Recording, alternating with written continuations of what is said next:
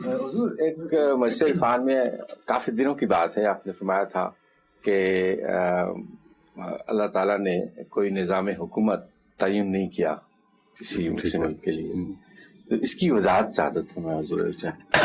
میں تو کر چکا تھا اس میں. یاد نہیں آ رہا. قرآن کریم نے ملائک کا ذکر کیا ہے، ملوک کا ذکر کیا ہے، اور تعریف کے ساتھ بعض ملوک کا ذکر کیا ہے. اس کا مطلب ہے کہ اور یہ فرمایا کہ ہم نے ان کو ملوکیت بھی عطا فرمائی. حضرت داؤد حضرت سلیمان وغیرہ کے ذکر میں اور عمومی ذکر میں قرآن کریم بتاتا ہے کہ ہم نے ان کو بادشاہ بنایا.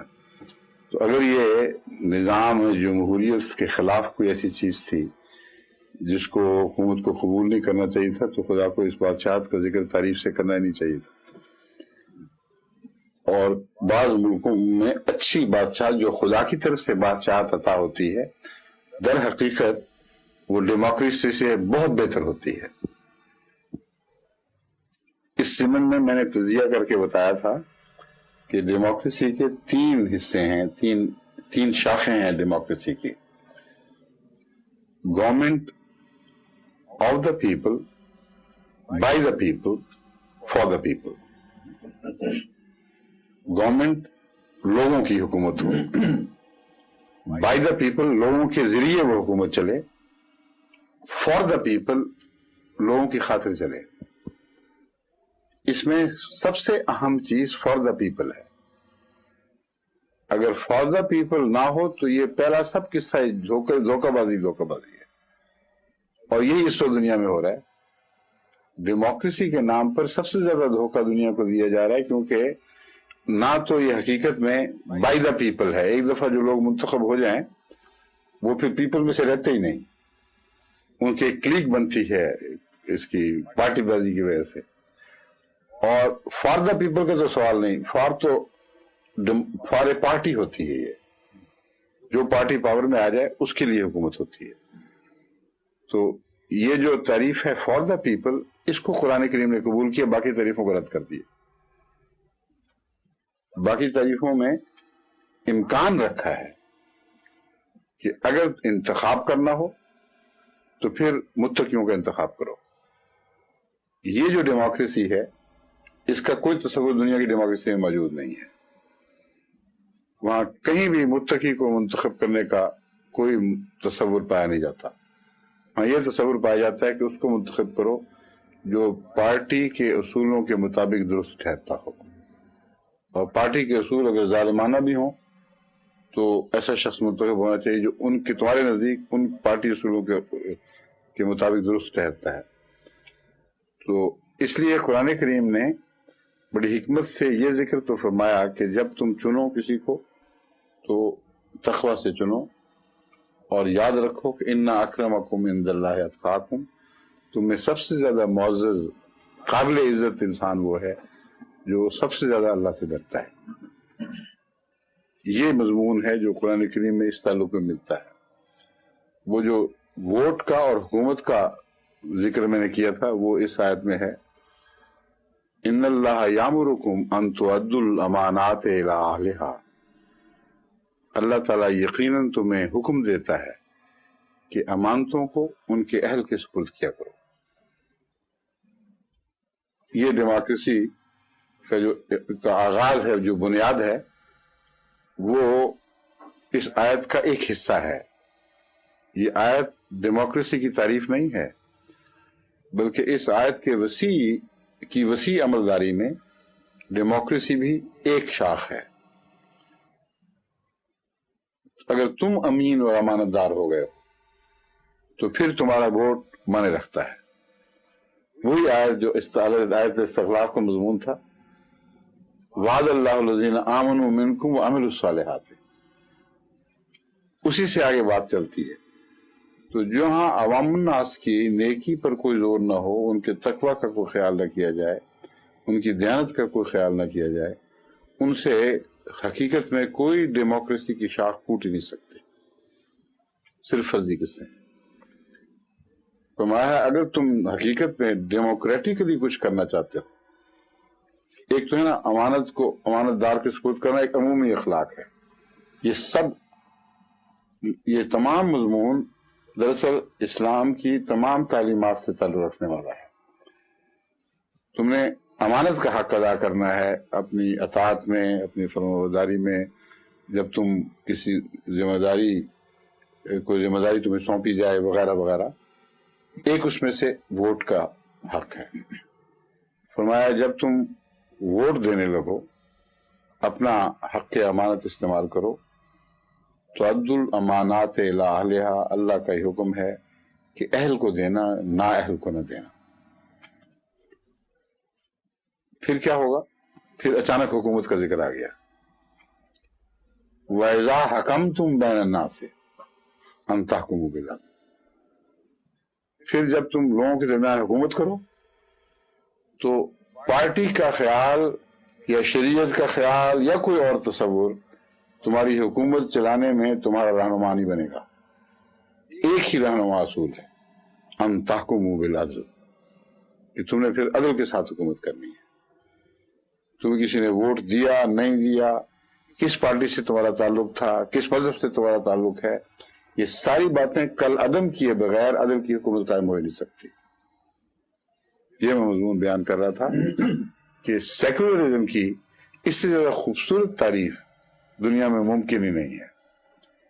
سیکولرزم سے مراد خدا کی نفی کا تصور جھوٹ بات ہے، جھوٹی تعریف ہے۔ سیکولرزم کی یہ تعریف ہے ہی نہیں دراصل۔ سیکولرزم کی اہل علم کے نزدیک وہی تعریف ہے جو قرآن نے کی، مگر قرآن نے زیادہ خوبصورت انداز میں بیان فرمائی۔ سیکولرزم کے قیام کے لیے شرط قرار دی کہ سیکولرزم خدا کی نفی پر نہیں بلکہ خدا پر ایمان کے نتیجے میں پیدا ہو سکتا، ورنہ نہیں۔ اگر خدا پر ایمان نہیں اور خدا کا خوف نہیں تو کوئی سیکولر حکومت قائم ہو ہی نہیں سکتی۔ اس لیے تقوی اختیار کرو اور خدا سے ڈرو، اور ووٹ اس کو دو جس کا خدا کے نزدیک جو اہل ہو، اور اس کے پیش نظر اپنا حق استعمال کرو۔ پھر جب حکومت بنے گی تو صرف ایک ہی اصول باقی رہ جائے گا جو تمہارا رہنما ہوگا، ان تحکموا بالعدل، عدل کا قیام ہے۔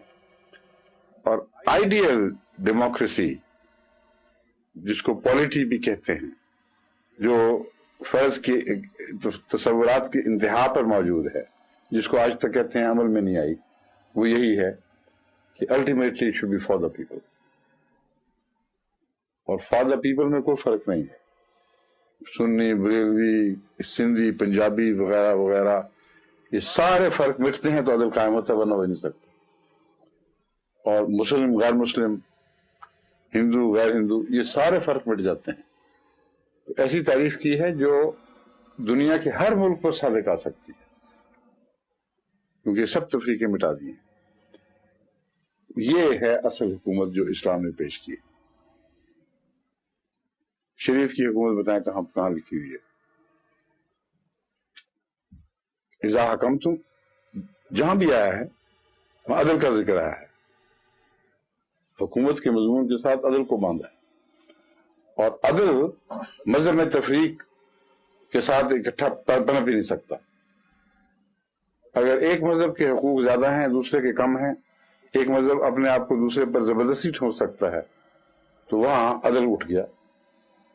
اس لیے عدل اس پیمانے کو کہتے ہیں جو ملک کے تمام باشندوں پر یکساں اطلاق پائے اور کسی زاویے سے بھی اس کو ظالمانہ قرار نہ دیا جا سکے۔ میں نے یہ بھی کہا تھا کہ یہ ضروری نہیں ہے کہیں بھی اسلام میں کہ اسلام کی ایک حکومت ہو،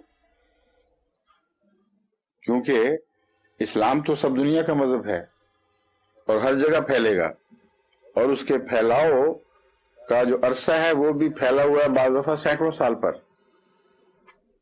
1400 سال سے اسلام نے جہاں جن ملکوں میں بیج کے طور پر جگہ بنا لی تھی، آج تک وہاں بھاری اکثریت غیر مسلموں کی ہے۔ تو ایک اسلامی حکومت کا تصور بالکل جھوٹا اور بے معنی ہے، کہیں بھی موجود نہیں ہے۔